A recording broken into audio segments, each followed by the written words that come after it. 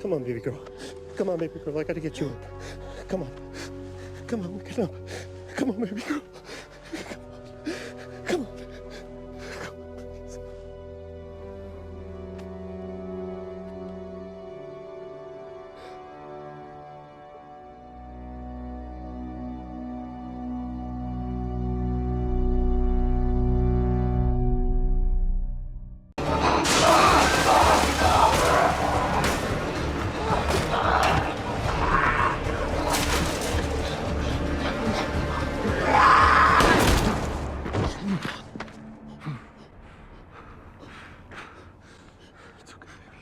You're safe. Don't move. My daughter's hurt. Her ankle. Stop right there. Okay. Easy now. We're not sick.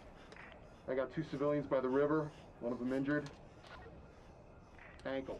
So Joel has his face tensed up here, which is an effect of the high levels of stress on his body. When stressed, our muscles tense up and contract, which makes them stronger and more resilient to damage. This improves our chances of survival should we be attacked, as we have extra strength and resilience to deal with the threat. When the soldier stops him, Joel makes strong eye contact with him, despite being blinded by his torch. He's taking in as much information as possible about the situation, again to improve his chances of survival, and this is a completely instinctive reaction. He also pacifies with his hand here. You see his fingers twitch and move here, which is a way of venting the stress. The brain, when threatened, enters the fight, flight, freeze response, and a bunch of hormones and chemicals are released into the bloodstream. This causes your whole body to tense up and get ready to fight or flee. Because he can't do anything here, that stress is vented through his hands, which we can visibly see here.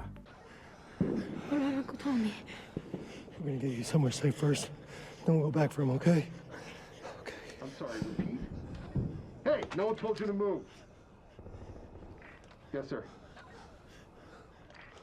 Yes, sir. Yes, sir.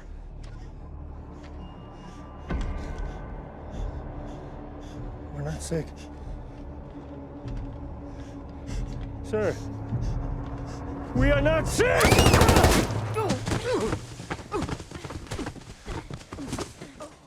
Joel then does a face and mouth tense here, as well as rapid head movement. He quickly looks to his surroundings before instantly jolting his head back to the soldier. His brain is frantically trying to take in as much information about the situation to help him survive it, but he's fast because the main threat here is the soldier. When the soldier shouts at him, his face and mouth tense, again because of the high levels of stress in his body. He's filled with a soup of chemicals, making his muscles rush with energy, but he has to stay still, so his brain vents this extra energy in any way it can.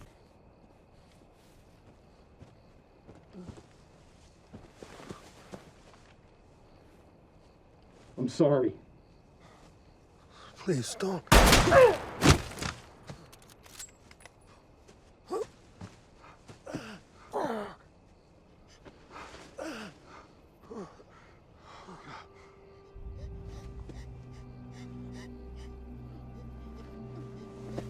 No. No, no, no. Okay. You're okay. You're okay. Move your hand, baby. Move your hand.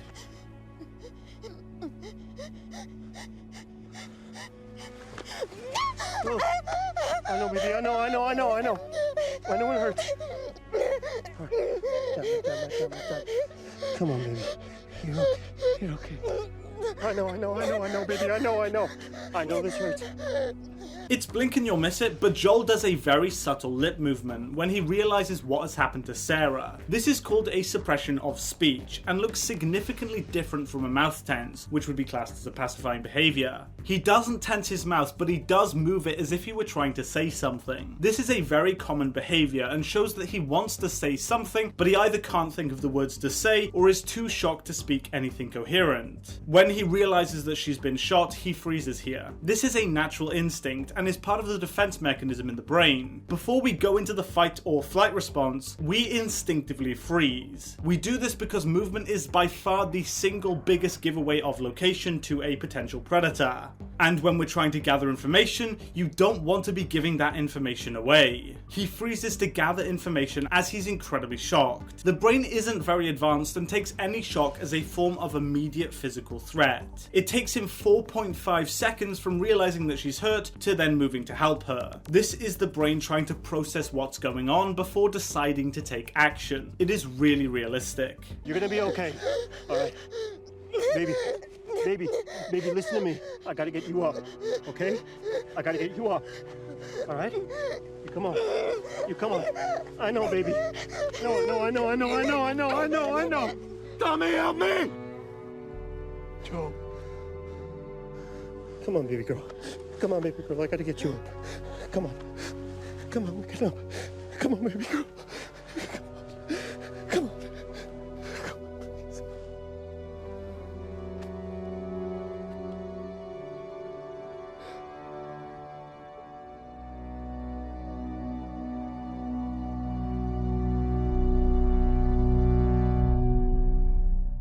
You can hear his voice break up and shift here under the stress. This happens when the muscles in the throat tense up due to the elevated levels of stress. This causes speech to become skewed and difficult. After he realizes that she's dead, his eye contact is super strong. What I mean by this is that he doesn't blink at all. This is again his brain in extreme shock, and he has no idea what to do. He's frantically trying to take in as much information because he's under extreme stress. It's very realistic. What isn't realistic is the fact that he stops applying pressure to her wound the moment she loses consciousness. It is very unrealistic that she would have died that fast unless the bullet hit an artery. Even then, it would take around 3 to 5 minutes for her to bleed out. And it's very common for someone to pass out, especially a child, when experiencing extreme levels of pain. It's very probable that she just blacked out and was still alive when he assumed that she was dead. He applies the pressure for only 30 seconds. Anyway, I get it's just a TV show, so I'm not going to be too critical, but if you find your daughter or anyone bleeding, always keep pressure until help arrives, even if they're unconscious. Overall, the acting is really impressive here. Pedro Pascal shows some very subtle but noticeable bits of body language that adds a great amount of realism and detail to his character. It's a really good scene, and I highly recommend you watch this show. So thank you so much for watching this video, guys. If you did enjoy it, please be sure to hit the like button and subscribe for more content, and I'll see you in the next video. Goodbye.